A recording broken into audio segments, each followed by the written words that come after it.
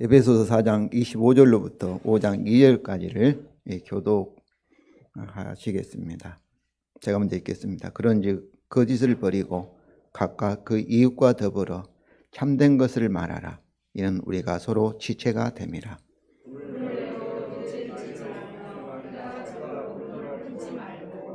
마귀에게 틈을 주지 말라.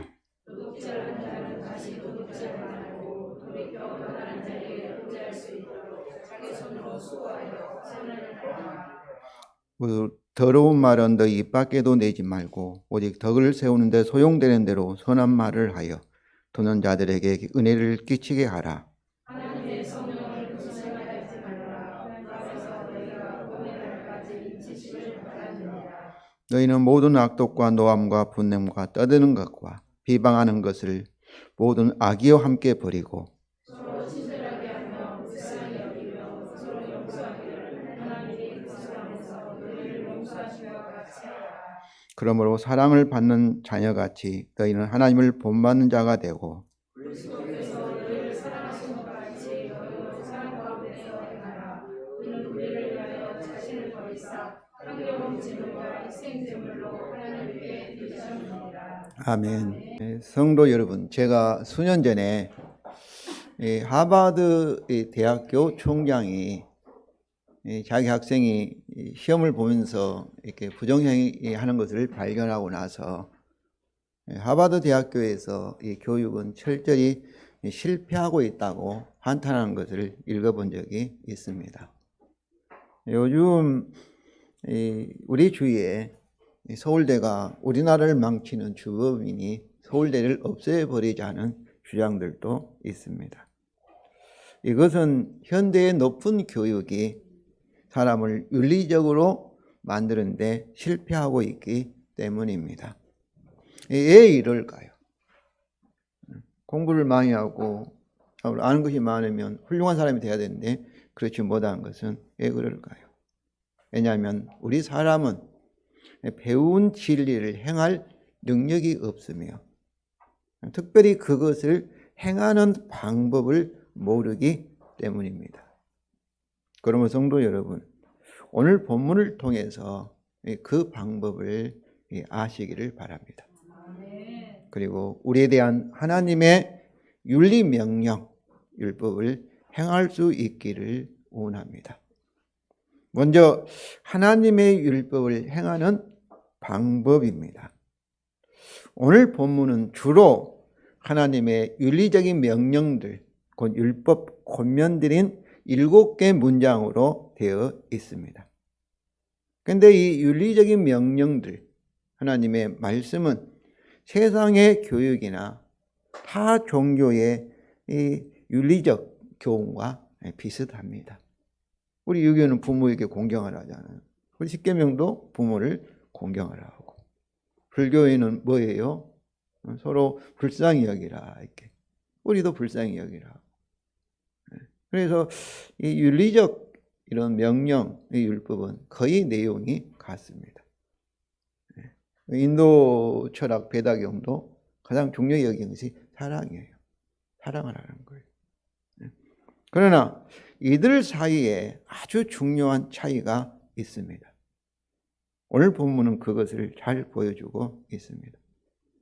오늘 본문이 그런즉 이 그러므로로 시작하여서 오늘 본문 안에 있는 모든 하나님의 율법이 명령이 하나님께서 이 그리스도 안에서 우리에게 성령을 통해 이미 하셨거나 또 하고 계시거나 또 앞으로 하실 하나님의 일에 대한 직접법이라고 잘못 쓰였습니다. 직설법의 말씀에 근거하게 하며 또 각 명령에 따라 그 동기와 이유를 제시하고 있기 때문입니다. 여기서 명령법은 말 그대로 하라, 뭐뭐 하라 이 명령이에요. 직설법은 하라가 아니라 예를 들면 요한복음 15장에 나는 참포도나무요 너희는 가지이다. 이것이 직설법이에요. 그러므로 내가 참포도나무요 너희는 나와 하나 된 참포도나무 가지이니까 어떤 명령하는 거예요. 가서 많은 포도 열매를 맺으라. 이것이 명령법이에요. 그런데 하나님의 명령, 특별히 신약 성경에서 명령은 다 명령 따로 있는 것이 아니라 하나님이 하신 일의 직설법의 근거에서, 진리의 근거에서 명령하는 거예요. 그러니까 참 포도나무와 가지에서 세상 사람들, 우리의 옛사람들, 이방인들은 뭐예요? 죄로 인해서 하나님이신 생명, 참 포도나무 생명에서 그들은 떨어진 가지들이에요. 그들이 어떻게 살겠어요? 자기들이 가지고 있는 육체의 힘으로, 자기가 가지고 있는 육체의 자원으로 살아갈 수밖에 없어요. 그들은 죽었다 깨어나도 스스로는 하나님이 원하시는 포도 열매를 맺을 수가 없어요. 비슷하게 참으로 포도 같은 것을 맺을 수 있지만은 그러나 하나님은 그것을 받아들이지 않아요. 그러나 우리 예수의 십자가의 보혈로 희생을 받고 이제 예수 그리스도에게 연합된, 다시 물과 성령으로 거듭나서 하나님 생명에 붙어있는 참 포도나무의 가지들은 어떻게 열매를 맺어요? 스스로 열매를 맺는 거 아니에요. 포도나무를 의지해서 믿음으로 열매를 맺는 거예요. 예수를 믿는 우리 성도들도 대부분 이 사실을 잘 몰라요. 세상 사람같이 자기 힘으로만 살려고 해요. 이것은 하나님의 율법을 순종하는 것만이 아니라 우리의 모든 삶과 마찬가지예요. 내가 가지고 있는 내 스스로의 지혜로 살려고 해요. 성도 여러분, 주님께서 우리에게 지혜를 주신 줄로 믿습니다. 아멘. 내가 가지고 있는 돈으로만 살려고 해요. 그렇잖아요. 주님께서 우리가 살 수 있는 모든 것을 일용할 양식을 공급하심을 믿으시기 바랍니다. 아멘. 그래서 로마서 14장 23절에는 이렇게 말하고 있어요. 믿음에 따라 하지 않는 것은 다 죄라고 얘기하고 있어요. 믿음에 따라 하는 것은 스스로 하지 아니하고 바로 하나님의 능력으로 그리스도가 우리를 통해서 하시는 이것이, 이렇게 믿음을 하지 아니하면 다 그것은 바벨 탑과 같이 하나님의 심판의 대상이라는 것을 여러분 아시기를 바랍니다. 그러므로 우리 성도 여러분, 단순히 오늘 말씀을 통해서 목사님 말씀이 그런가 보다 이게 아니라 여러분에게 하나님의 능력이, 하나님의 지혜가 하나님의 자원으로 여러분이 살고 있지 못한다면은, 이것을 경험하고 있지 못한다면은, 이것이 성경의 진리니까 왜 내게는 이런 능력이 나타나지 않지? 왜 내게는 하나님 이런 경험이 없는가? 이렇게 고민하시고, 정말 어떻게 하면 나를 통해서 이 하나님의 능력이 흘러나오는가? 나올 수 있는가? 실질적으로 단순히 교회에 와서 예배드리고 이것이 아니고 실질적으로 우리를 통해서 하나님 능력이, 하나님 사랑이, 하나님 기쁨이 흘러나오죠.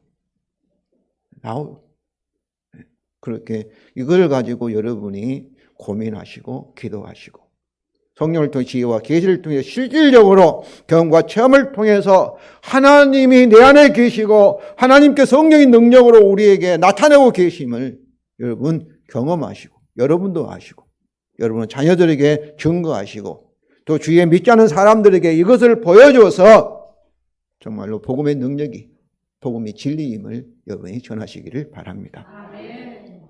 그래서 이 그러므로 또 이렇게 동기, 이것이 중요한 거예요. 그러니까 오늘 에베소서 1장부터 3장 또 4장 1절부터 24절까지 이 그러므로가 이 그리스도를 배웠던 결과로, 이 말은 복음을, 그리스도 복음을 믿은 결과로 우리 옛사람을 벗어버렸고, 그리고 새 사람을 입었다는 거지. 이것이 우리에 대한 진리예요. 저와 여러분이 새 사람이 된 줄로 믿습니다. 참 포도나무가 됐다는 말과 같은 거예요. 이것들은 뭐예요? 새 사람은 누구예요? 하나님을 따라 진리의 의와 거룩함으로 재창조된 새 사람이라는 거예요. 새 사람은.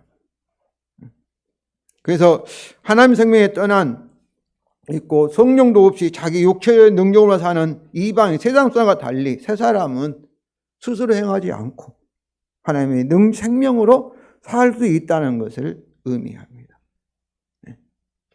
새 사람은 이 고린도후서 3장 4절부터 5절입니다. 우리 다 같이 읽겠습니다. 우리가 그리스도로 말미암아 하나님을 향하여 이 같은 확신이 있으니 우리가 무슨 일이든지 우리에게 난 것 같이 스스로 만족할 것이 아니니 우리 만족은 오직 하나님으로부터 나느니라. 우리말 성경은 여기까지가 이제 우리말 성경인데 막 만족이라 하니까 좀 애매해요. 그런데 여기서 어떻게 되어 있냐면은 고린도서 3장 4절은 우리가 그리스도로 말하면 하나님을 향하여 이 같은 확신을 가지고 있다. 바울과 그의 동역자들이 확신인데, 확신은 믿음이잖아요. 강한 믿음인데, 믿음의 내용이 이 5절이에요. 5절이 이렇게 되어 있어요. 무엇이 우리 자신에서 난 것 같이 생각하기에는 우리 자신으로부터 우리 능력은 충분하지 않다는 거예요. 이 말씀은 어떤 말씀이에요? 우리가 무엇을 하나님이 원하는 하나님의 율법을 행할 능력이 있다는 거 없다는 거예요. 없다는 거예요. 오직 우리의 능력은 누구로부터? 하나님으로부터. 하나님, 우리의 머리가 되신 주님께서 우리를 통해서 성령의 능력으로, 하나님 능력으로 이렇게 능력을 나타낼 때만이 우리가 하나님 율법을 순종할 수 있다는 거예요. 그러므로 바로 이 하나님의 율법은 뭐예요? 특별히 신약 성경에서 율법은 그냥 우리 힘으로 막 이를 악물고 막 돌을 닦아서 율법을 지키라는 거 아니에요. 사랑하라는 것도 뭐예요? 성령의 열매인 줄로 믿습니다. 우리가 새 사람 되었으니까 자연스럽게 새 사람 본능대로 사랑이 나타나게. 그래서 우리가 율법을 순종하고도 내가 한 것이 아니라 누가 하세요? 주님이 하신 거예요. 이것을 고백하는 것이 하나님께 영광을 돌리는 방법이에요. 사랑하는 성도 여러분, 이것은 정말로 중요해요. 우리에 대한 하나님의 직설법이 하나님이 하신 일이라 한다면 그 명령을 이루어지게 하는 것도 누구의 일이에요? 하나님의 일인 줄로 믿습니다. 하나님 말씀에 순종하여서 우리가 누구처럼 되는 거예요? 성화되는 것. 성화도 구원이에요. 누가 하셔요? 하나님이 하셔요. 근데 우리를 통해서. 순종은 구체적으로 우리가 살지만은, 사랑은 우리가 하지만은, 그러나 누가 하셔요? 주님이 우리를 통해서. 바로 이것이 경건의 능력인 줄로 믿습니다. 이것은 그리스도를 통하여 믿는 우리에게 충만한 능력을 주신 하나님에 대한 바울의 우리의 확신의 말씀입니다. 근데 여기서 바울은 옛 언약의 윤리적인 율법과 새 언약의 윤리적인 율법은 동일해요. 구약에서 십계명과 우리 새 언약에서 사랑하라. 이건 동일해요. 그런데 그것을 행하는 방법이 달라요. 옛 방법은 우리의 노력, 내 힘으로만 하는 거예요. 그래서 자신의 능력으로 하느냐, 믿음을 통해서 하나님 능력을 하느냐의 차이를 여기서 말하고 있어요. 새 언약이라는 것은 하나님이 하신다는 거예요. 전지가 흔들려도 주께서 새 언약대로 저와 여러분에게 참으로 하실 것을 믿으시기 바랍니다. 그런데 이것을 우리가 바르게 이해하지 못하면 어떻게 했어요? 내 스스로 하려고 하는 거예요. 특별히 우리 한국교회는 유교적인 역량으로 막 내가 열심히 막 해서 기도를 열심히 해서 기도해야 돼요. 저도 기도하지 못한 것은 하나님 앞에 죄송합니다. 기도 열심히 해야 돼요. 그러나 그것이 내 힘으로 마치 하니까 되는 것처럼 하면 뭐예요? 내가 한 거예요. 그것을 율법주의 이단이라고 하는 거예요. 율법주의 이단. 빠져서 그런 사람에게는 어때요? 하나님의 능력이 나타나지 않는 거예요. 오늘 이 말씀 정말 여러분 엄청나게 중요한 거예요. 우리 신앙생활뿐만 아니라 우리 모든 삶 가운데서 하나님께서 원하시는 것은 스스로 살지 말라는 것. 스스로 사는 것은 뭐예요? 우리 현대교육은 스스로 독립적으로 사는 것을 이상적으로 생각하는데 성경은 틀려요. 스스로 사는 사람은 자기가 하나님과 동등하다고 생각하는 거예요. 우리가 창세기 1장 1절에 하나님 천지를 창조하였다. 우리는 피조물이라는 것은 스스로 사는 거 아니에요. 여러분, 이 마이크가 스스로 막 말을 하면 어떠겠어요? 이 마이크는 고장난 마이크예요. 이 마이크는 만들어졌기 때문에 누구의 통제를 받는 거예요? 만든 사람에 의해서. 그럴 때 자기 마이크는 정상적인 마이크인 줄로 믿습니다. 스스로 막 하는 것은 그것이 잘못된 거예요. 그것이 율법주의예요. 그것이 내 자신을 하나님과 동등하게 생각하는 교만의 죄예요. 할 수도 왜 그렇게 하겠어요? 그들은 하나님도 알지 못하고 자기 자신이 누구인지를 알지 못하니까 어둠 가운데 있으니까 마귀의 속임을 당하니까 그렇게 사는 거예요.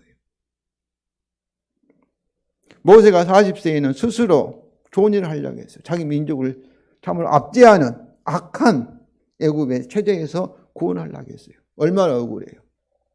불의하고 불공정하고 일을 시켜도 참으로 보수도 주지 않는 그런 악한 체제에서 또 약자를 막 죽이고 막 괴롭히는 그런 악한 구조에서 모세가 좋은 일을 하려고 했어요. 그런데 모세는 스스로 하려고 할 때 실패하였고 그게 발각되어서 40년 동안 미디안 광야로 도망가서 처가살이 하면서 참으로 40대 때는 모세가 공주의 아들로서 참으로 바로가 될 수 왕이 될 수 있을 인기도 많았고 참으로 부하들도 많았고 참으로 자기가 참 애국의 교육을 제대로 받아 자기 능력으로는 참 전성기였어요. 인간적으로 보면은. 그런 모세를 하나님은 사용하지 못하시고 어떻게 하신 거예요? 40년 동안 광야에서, 미디안 광야에서 아무도 모세를 알지 못하는, 그래서 가시떨기 나무에서 80대 부르신 것은 가시떨기가 히브리어는 스네예요. 마른 풀이에요. 우리가 손을 비벼보면 가루가 돼버리고 불이 붙어버리면 순식간에 사라져버릴 그런 존재, 마른 풀같이 연약한 존재.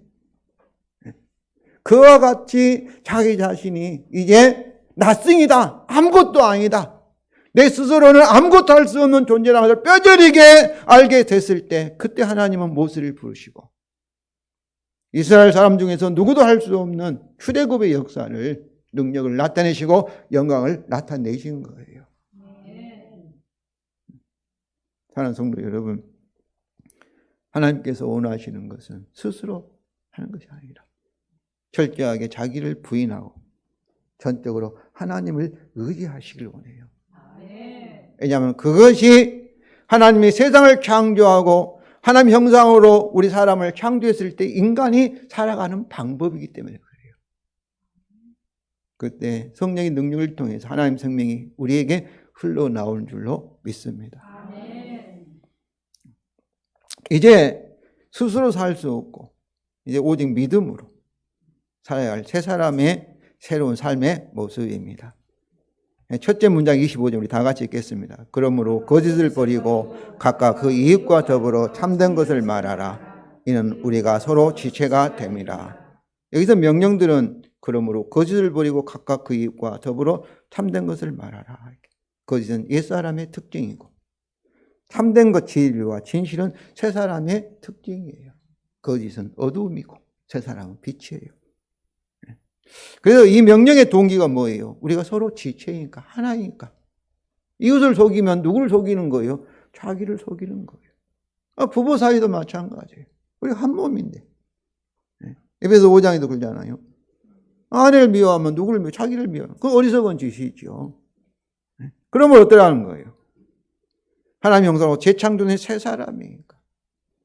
바로 한 지체된 이웃을 에게 거짓을 버리고 진리를 말하라는 거예요. 그렇게 하시기를 바랍니다. 둘째 문장은 26절 27절 다 같이 읽겠습니다. 분을 내어도 죄를 짓지 말며 해가 지도록 분을 품지 말고 마귀에게 틈을 주지 말라. 우리말은 이렇게 되어 있는데 원래 분을 내라, 죄를 짓지 말라, 해가 지도록 분을 품지 말라, 마귀에게 틈을 주지 말라, 이런 네 개의 부정격 명령으로 되어 있어요. 그런데 헬라 그리고 카이라는 거 이렇게 연결되어 있는 문장인데요. 여기서 분을 내어라는 명령은 좀 이상하잖아요. 분을 내어라, 화를 내라. 이렇게. 그래서 이 분을 내라는 이 명령은 말 그대로 이제 분을 내라. 문자적으로 의로운 분은, 공의로운 분은 낼 수 있다는 문자적 의미로 해석할 수도 있고, 또 분을 내라를 분을 낼 수 있겠느냐는 부가 의문문으로 분을 낼 수 없다는 그런 의미로도 해석할 수 있고, 또 이 세 번째는 분을 낸다고 할지라도 이런 조건의 의미로도 해석할 수 있습니다. 저는 이것을 분을 낼 수 없다는 부가 의문 명령으로 이해하고자 합니다. 우리 윤 집사님께서 이렇게 기도에 인용한 것처럼 야고보서 1장 20절에 사람이 성내는 것은 하나님의 의를 이루지 못하기 때문입니다. 그런데 어떤 이유로 분이 일어났을 때, 저도 분이 이렇게 좀 급하여서 분을 많이 내는 사람인데요, 일어났을 때 죄를 짓지 말라는 것이며, 특별히 해가 지도록 분을 품지 말라는 것입니다. 그런데 유대인의 하루는 저녁이에요. 우리는 아침이 새 아침인데 하루의 시작인데, 유대인들은 저녁 밤이 먼저고 그리고 아침이 이제 늦게 와요. 창세기도 그렇죠. 저녁이 되고 아침이 되니 하루라 이렇게 얘기하잖아요. 그러니까 해가 지도록 이 말은 새날이 오도록 다음 날까지 분을 품지 말라, 이런 말씀입니다. 이 명령된 일반적인 동기는 27절이에요. 마귀에게 틈을 주지 말라.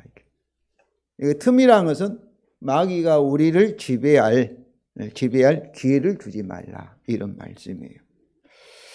우리 세 사람은 예수 그리스도의 구속으로 말미암아 마귀의 율법적 합법적인 지배로부터 영원히 해방된 줄로 믿습니다. 십자가의 승리로. 합법적이라는 것은 우리가 죄가 있으면 어떻겠어요? 그는 율법 원칙에 따라 마귀에게 넘어가 있는 거예요. 우리 소유권이. 죄가 없고 의롭다는 것은 이제 하나님과 하나님의 소유가 되었다는 그런 말씀이에요. 그래서 이것이 복음의 진리예요. 우리는. 그런데 마귀는 어떻겠어요? 이 거짓이나 특별히 분노의 죄를 계속 지으면 마귀가 그것을 이용해 가지고 어때요? 복음의 진리와 반대되는 그 속임수로 우리를 지배할 틈을 가지게 될 것입니다. 이렇게 죄를 지면서 우리가 하나님은 사람을 할 수 있느냐 해서 의심하게 하고 믿지 못하게 하고, 이는 내 소유다 이렇게 착각하게 만든다는 거예요. 그럼 성도 여러분, 이것을 막기 위해서는 어때야 되겠어요? 이 명령에 믿음으로 순종하시기 바랍니다. 셋째 문장입니다. 28절입니다. 우리 다 같이 읽겠습니다. 도둑질하는 자는 다시 도둑질하지 말라. 돌이켜 가난한 자에게 고지할 수 있도록 자기 손으로 수고하여 선한 일을 하라. 그러니까 도둑질하는 자가 어때요? 교회 안에 있었다는 거죠. 특별히 초대교회에서는 아주 노예들이라든지 가난한 사람들, 하층에서 많이 예수 믿게 되었어요. 그러다 보니까 그들은 교회를 다녀도 먹을 것이 없고 돈이 없으니까 이렇게 도둑질하는 것을 계속 했던 것이 있어요. 그런데 바울은 그런 성도들에게 다시 도둑질하지 말라 이렇게 말하고, 그러면서 이 명령의 동기는 뭐예요? 돌이켜 가난한 자들에게 구제할 수 있도록 자기 손으로 수고하여 선한 일을 하라 이렇게 말하고 있습니다. 그러니까 여기서 우리의 존재는 우리가 하나님으로부터 창조함을 받았다는 것, 하나님의 영광을 위하고 그 다음에 자기를 위해서 사는 자가 아니라 다른 사람을 위해서 우리가 사는 거예요. 천국과 지옥의 차이는 이렇게 설명하고 있잖아요. 천국과 지옥은 정말로 이렇게 많은 맛있는 음식으로 가득 차 있는데 그 먹을 수 있는 조건이 1m 되는 수저와 젓가락이라는 거예요. 근데 천국은 그 음식을 막 맛있게 배불리 먹고 막 노래 부르고 이렇게 즐거워하는데 지옥은 그렇게 못하는 거예요.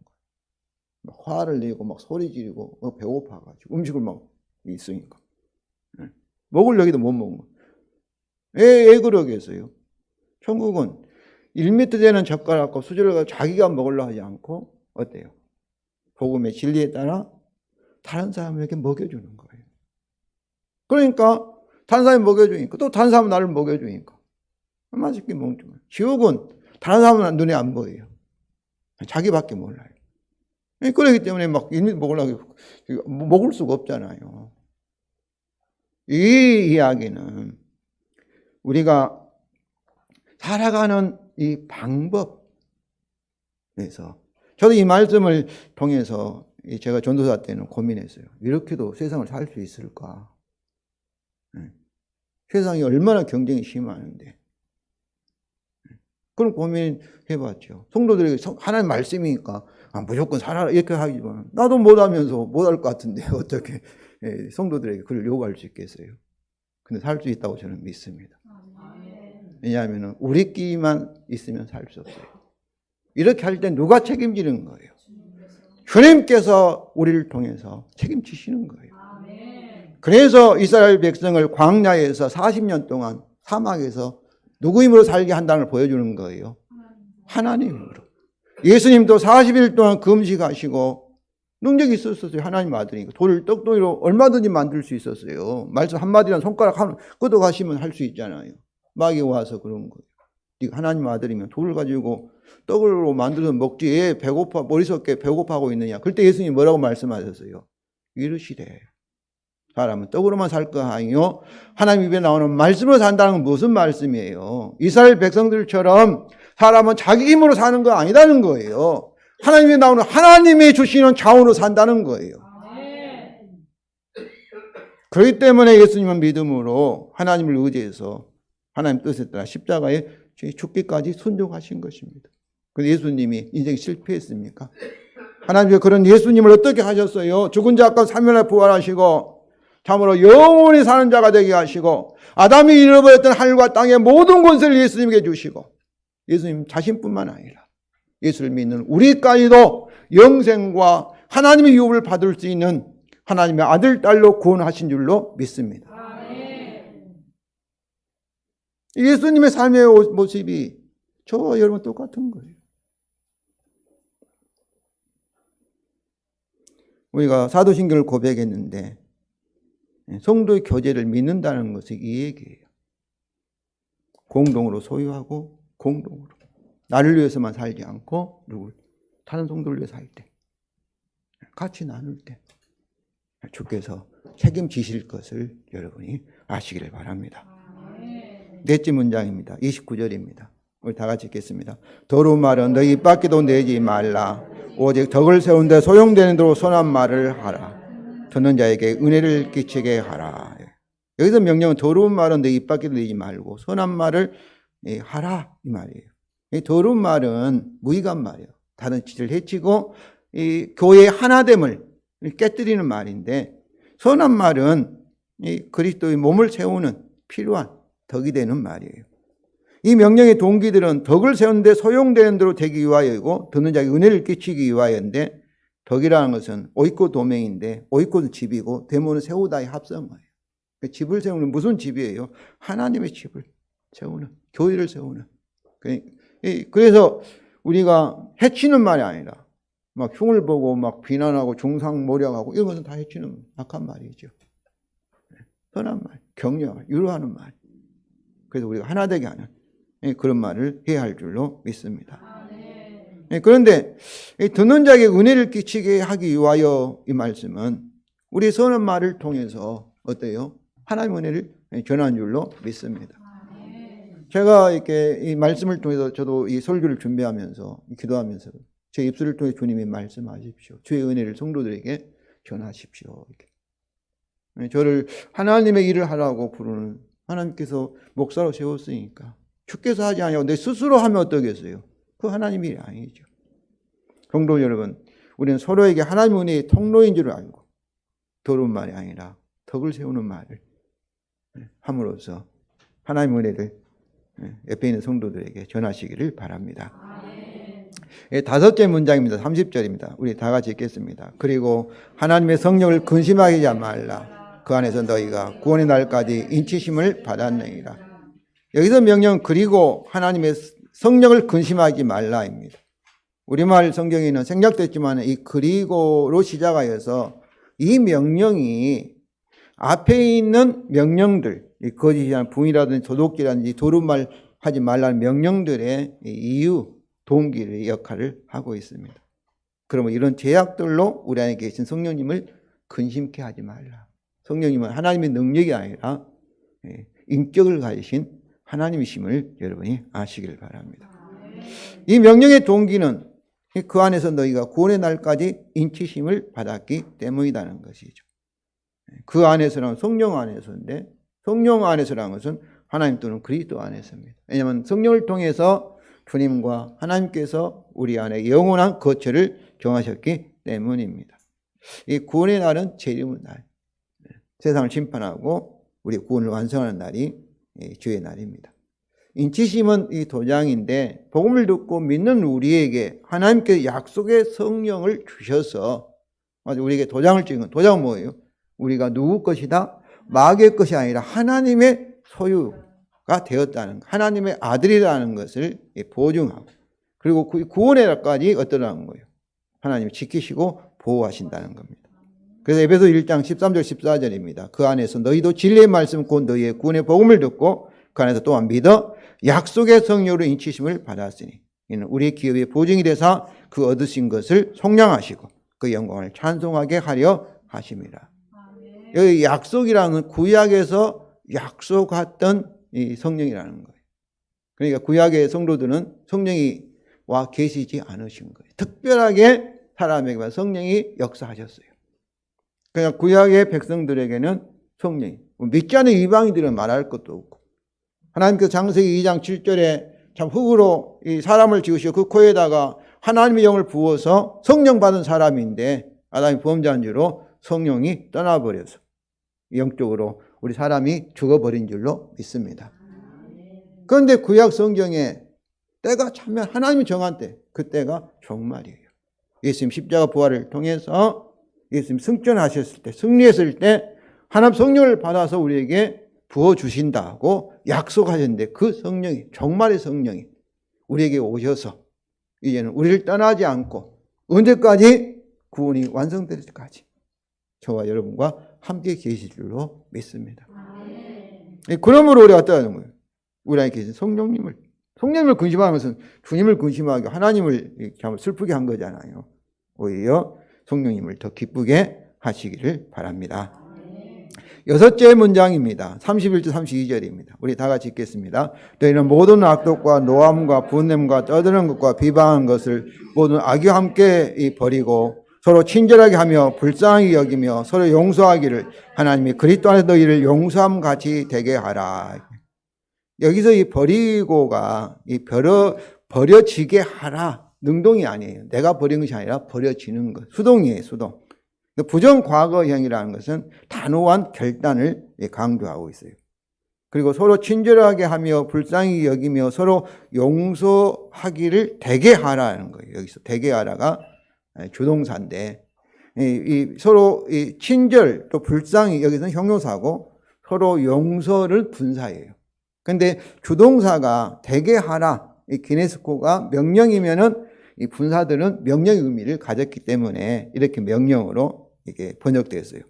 여기서도 버려지게 하라, 너희는 되게 하라, 이것은 신적 수동이에요. 우리가 주도권을 갖는 것이 아니라 믿음으로 우리를 통해서 하나님의 능력이 나타나서 주님이 이것이 우리에게 버려지게 하고 이것이 나타나게 하라, 이런 명령의 말씀인 줄을 아시기 바랍니다. 이게 믿음을 한다는 거예요. 그렇습니다. 우리 몸의 머리가 되신 주님이 성령의 능력을 통하여 이 명령들을 믿는 우리에게 그대로 되어지게 하라. 곧 믿으라. 그 말. 믿어 순종하라. 이런 말씀입니다. 여기서 명령들이 모든 악독과 노함과 분능과 떠드는 것, 비방하는 것, 또 이 악이 함께 버려지게 하라. 서로 친절하게 하며 불쌍히 여기며 서로 용서가 되게 하라. 이 부정적인 명령들은 막 분을 내고 막 욕하고 고함치고 막 비방하고 싸우는 이런 모습이에요. 근데 긍정적인 명령은 서로 친절, 불쌍히 여김, 이게 인자, 또 긍휼히 여김은 이 엄마의 자궁에서 나온 단어인데 자기 태아의 생각은 엄마의 마음이에요. 그리고 서로 용서가 되게 하라, 이렇게 이런. 그래서 서로 친절이나 또 긍휼은 하나된 지체로서 서로 아픔과 기쁨을 서로 나누는 것. 아플 때 내가 아프고 같이 아프고 기쁠 때 같이 기뻐하는 그런 이 자세를 의미합니다. 그런데 우리말 성경에 서로 용서가 되게 하라. 이 카리조 메노이는 이 카리스라는 은혜예요. 은혜를 원래는 이 서로인데 서로란 단어가 아니라 이렇게 너희 자신에게 자신들에게 이런 단어예요. 너희 자신들에게 은혜가 베풀어지게 하라. 이렇게 되어 있어요. 원래 원문에는. 근데 이 문맥이 서로 이렇게 친절하고 서로 이렇게 긍휼히 불쌍히 여기고 있기 때문에 서로 용서하라. 이렇게 문맥으로 바꾼 거예요. 저는 이 우리말 성경의 번역보다도 이 원문을 더 따르고 싶습니다. 왜냐하면 우리가 서로 친절한 불쌍히 서로 은혜를 베풀어지게 하는 것도 필요하지만, 용서하는 것도 필요하지만, 우리 자신의 잘못에 대해, 과거에 대해, 자기 자신에 대해서 참으로 용서가, 조건 없는 은혜가 필요하기 때문에 그렇습니다. 과거의 얽매여서 참으로 포기하고 살아가는 사람이 너무나 많아요. 좌절하고 살아가는 사람들이. 그래서 내적 치유라는 말도 있지 않습니까? 과거의 실패나 또 실수나 잘못에 대해서. 성도 여러분, 이 말씀을 통해서 정말 하나님의 사랑을 받고 이미 하나님께서는 예수 십자가의 피로 내 과거의 모든 것을 다 깨끗이 하시고 흠도 없고 점도 없고 완전한 하나님이 기뻐하고 사랑하는 아들로 삼았는데 나는 그런 하나님의 증거를 참으로 믿지 못하고 알지 못하고 마귀의 속임수에 의해서 자기 자신에 대해서 그렇게 산다면 자존감이 없이 산다는 거죠. 당당히 살지 못한다는 거죠. 그것은 참으로 안타까운 일이죠. 불행한 일이죠. 어둠의 속임을 당한 일이죠. 자기 자신에 대해 용서하고 주위 있는 사람들도 다 용서하시기 바랍니다. 이 명령의 이유는 왜냐하면 하나님이 그리스도 안에서 너희를 용서하셨기 때문이다. 우리는 이 카도스라는 이 부사절을 그냥 가치라고 번역했는데 이 카도스가 왜냐하면 하기 때문이다. 그렇게 원문대로 번역하고 싶습니다. 왜냐하면 우리가 서로에게나 우리 자신에게 친절하고 또 이렇게 불쌍히 여기고 서로 은혜를 베푸는 것, 용서하는 것은 어때요? 해도 그만 안 해도 그만이 아니라 이것은 반드시 해야 할 열매입니다. 하나님 우리를 용서했다는 것이 뿌리고 이것이 우리에게 나타나는 것이 열매이기 때문에 그래요. 그래서 우리가 용서하지 않으면 은혜를 베풀지 않으면 어떤 거예요? 그래서 하나님도 은혜를 주지 않겠다. 용서하지 않겠다. 이렇게까지 말씀하고 있어요. 마태복음 6장 14절 15절입니다. 우리 다 같이 읽겠습니다. 너희가 사람의 잘못을 용서하면 너희 하늘 아버지께 너희 잘못을 용서하시려니와 너희가 사람의 잘못을 용서하지 아니하면 너희 아버지께서 너희 잘못을 용서하지 아니하시리라. 마태복음 18장에도 그러잖아요. 많은 주인으로부터 많은 빚을 용서받은 사람이 은혜로 탕감받은 사람이 작은 빚을 용서하지 않으니까 주인이 그걸 알고 어떤 화를 내시면서 다 갚아라 이렇게 했다고 하잖아요. 이것이 십자가를 통해서 이런 은혜를 받았다면 우리는 어때야 되겠어요? 용서할 수밖에 없고 내가 원하도 상대방이 잘못해도 우리가 잘했을 때 하나님 조건에 맞아서 은혜로 조건 없이 하나님은 용서하시고 우리를 사랑하시고 이런 놀라운 은혜를 베풀었다면 우리도 이 말씀대로 해야 되지 않겠어요? 성도님 자기 자신을 위해서 다 용서하시기 바랍니다. 용서하지 않으면 저는 마음이 안 편해요. 괴로워요. 힘들어요. 그러니까 다 내가 아무리 오라도 상대방이 아무리 잘못해도 용서하시기 바랍니다. 베드로가 물어봐요. 몇 번까지 용서하랍니까? 99번. 끝까지. 끝까지. 7번이랑 완전 숫자잖아요. 마지막으로 7째 결론적인 요약으로 세계명, 즉 사랑하라는 문장입니다. 먼저 5장 1절의 명령과 동기입니다. 우리 다 같이 읽겠습니다. 그러므로 사랑을 받는 자녀 같이 너희는 하나님을 본받는 자가 되고 여기서 그러므로는 오늘 본문의 결론을 의미합니다. 우리가 십자가의 복음의 진리 하나님보다 재창조된 새 사람, 다시 말하면 그의 사랑을 받는 하나님의 아들이 되었기 때문에 아들이면 아버지를 본받아야 되잖아요. 닮아야 되잖아요. 하나님의 사랑을 본받는 자가 되라. 사랑하라 그 말씀이 로마서 5장 8절입니다. 우리 다 같이 읽겠습니다. 우리가 아직 죄인 되었을 때에 그리스도께서 우리를 위하여 죽으심으로 하나님께 우리에 대한 자기 사랑을 확증하셨느니라. 이 확증은 데몬스트레이트, 증거하셨다 그 말이에요. 하나님이 나를 사랑하는 증거가 어디 있어요? 십자가에 있다는 거예요.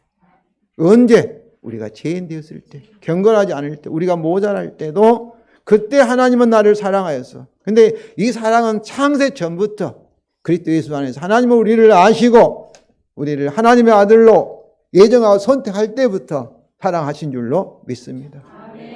이게 조건 없는 사랑이에요. 영원한 사랑이에요. 그런데 자기의 과거의 잘못 때문에 내가 또 내 형편 때문에 자기를 사랑하지 못하고 잘못 인정하지 못한다는 것은 그건 마귀 거짓말에 속고 있는 거예요. 여러분 경험이나 여러분 실존보다도 하나님의 눈에 나타나는 것보다도 하나님의 말씀이 절대 진리임을 아시기 바랍니다. 이제 5장 2절의 명령과 동기입니다. 우리 다 같이 읽겠습니다. 그리스도께서 너희를 사랑하신 것 같이 너희도 사랑 가운데 행하라. 그는 우리를 위하여 자신을 버리사 향기로운 제물과 희생 제물로 하나님께 드리셨느니라. 이 향기로운 제물은 하나님이 기뻐하시는 제물이라는 거죠. 하나님 뜻에 따라 드려진 제물이라는 거예요. 희생 제물이란 뭐겠어요? 율법 원칙에 따라 우리의 죄를 대신해서 하나님의 최후 심판으로, 최후 심판이라는 것은 예수님 재림 때 세상 사람이 받을 심판을 미리 십자가에서 이미 받은 줄로 믿습니다. 그 최후 심판, 종말의 심판으로 드리는 희생 제물이 되었다는 의미예요. 여기서 5장 2절에서 명령은 너희가 사랑 가운데 행하라가 명령입니다. 그 동기는 그리스도께서 너희를 사랑하셨고 우리를 위하여 자신을 향기로운 제물과 희생 제물을 하나님께 드리셨던 것 같이, 이것도 카도스인데 저는 드리셨기 때문이다로 번역하고 싶습니다. 여기서 사랑하셨다, 드리셨다는 과거 결정적인 사건이 십자가를 가리키고 있습니다. 하나님의 형상이신 그리스도가 우리를 사랑하셨기 때문에 우리도 사랑 가운데 행하라 이 말씀입니다. 사랑 가운데서는 이 사랑이 어떤 사랑이겠어요? 그리스도의 사랑인 줄로 믿습니다. 그러니까 그리스도 사랑이라는 것은 어제 우리 진 목사님께서 이 결혼해서 하나가 한 몸이 된 것처럼 주님과 우리가 하나가 되었다. 영원한 연합이 되었다는 사실을 의미합니다. 이 명령의 동기는 이는 그가 우리를 사랑했기 때문이다를 우리를 위한 그의 대속의 죽음에 대한 말씀, 즉 이는 그가 우리를 위하여 자신을 하나님께 향기로운 제물과 희생 제물로 드셨기 때문이다. 사랑했던 말을 구체적으로 십자가 사건을 통해서 다시 반복하여서, 그러니까 어떠라는 거예요? 사랑받은 자, 우리는 사랑 가운데서 행하라는 명령을 강조하고 있습니다. 그러면 성도 여러분, 하나님의 형상으로 재창조된 그 사랑을 받는 아들들로서 그리스도가 십자가의 사랑으로 우리를 사랑하시기 때문에 하나님 아버지를 본받는 자녀가 되시며 그리스도 사랑 안에서 행하시기를 바랍니다. 오늘 본문의 윤리적 명령들을 행하지 않는 것은 옛사람의 일이며 그를 행하는 것은 우리 스스로 한 것이 아니라 주께서 성령의 능력으로 하신 성령의 열매인 줄로 믿습니다. 바로 이것이 뭐예요? 그리스도를 닮아가는 성화의 구원입니다. 그러므로 이 명령들은 우리에게 하나님의 율법이면서 동시에 복음의 새 언약입니다. 약속이에요. 주님이 성령의 능력으로 그의 몸에 우리를 통해서 이것을 하실 하나님의 일이에요. 성화와 영화의 구원입니다. 그러므로 우리가 이것을 스스로 행하는 것이 아니라 우리 머리이신 주님이 그의 몸인 지칭이 우리를 통하여서 성령의 능력으로 행하시는 일입니다.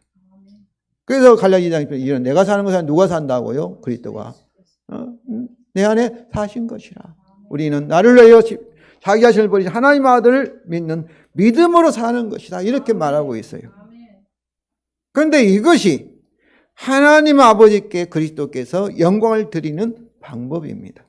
요한복음 14장 13절입니다. 우리 다 같이 읽겠습니다.